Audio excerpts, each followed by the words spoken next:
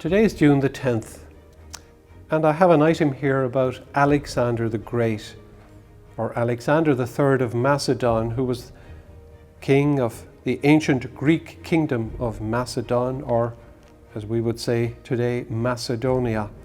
He was born in a place called Pella in 356 BC and succeeded his father to the throne at just 20 years of age. During his youth, Alexander was tutored by none other than Aristotle, the great philosopher, until the age of 16.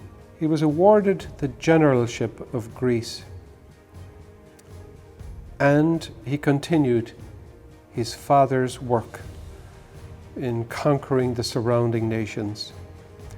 He subsequently overthrew King Darius and conquered his empire, and he spent his ruling years on an unprecedented military campaign throughout Western Asia, Northeastern Africa, and further afield. And by the age of 30, he had created one of the largest empires in the ancient world, stretching from Greece to India, including, of course, fulfilling his father's wish to conquer Persia.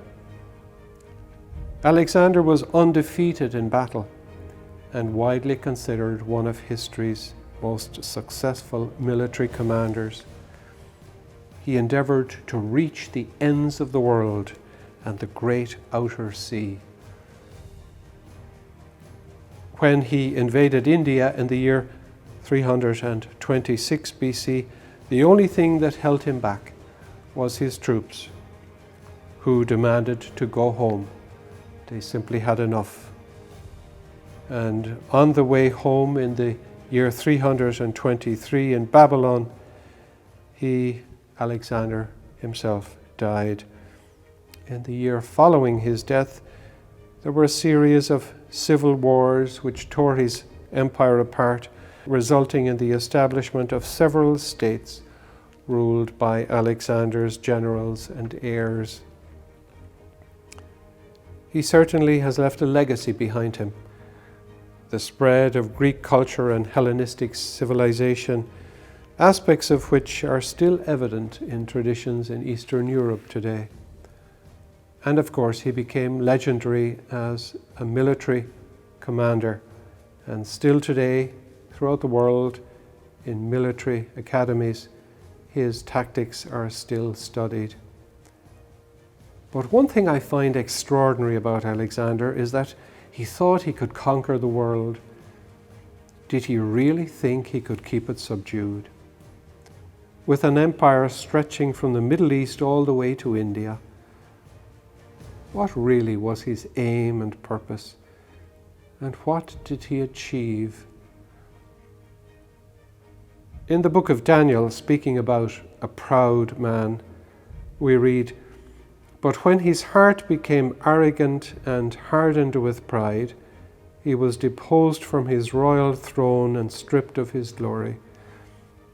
And this is precisely what happened with Alexander himself. What is really worth conquering? One's self or the world?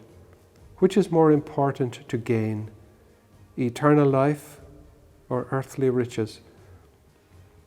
And Christ himself encourages us. We read in Matthew chapter 5, "Blessed are the poor in spirit, for theirs is the kingdom of heaven." Today, may we use our reason to fight with God's grace to gain the kingdom that matters. Alexander the Great was born in the year 323 BC, 2043 years ago on this day.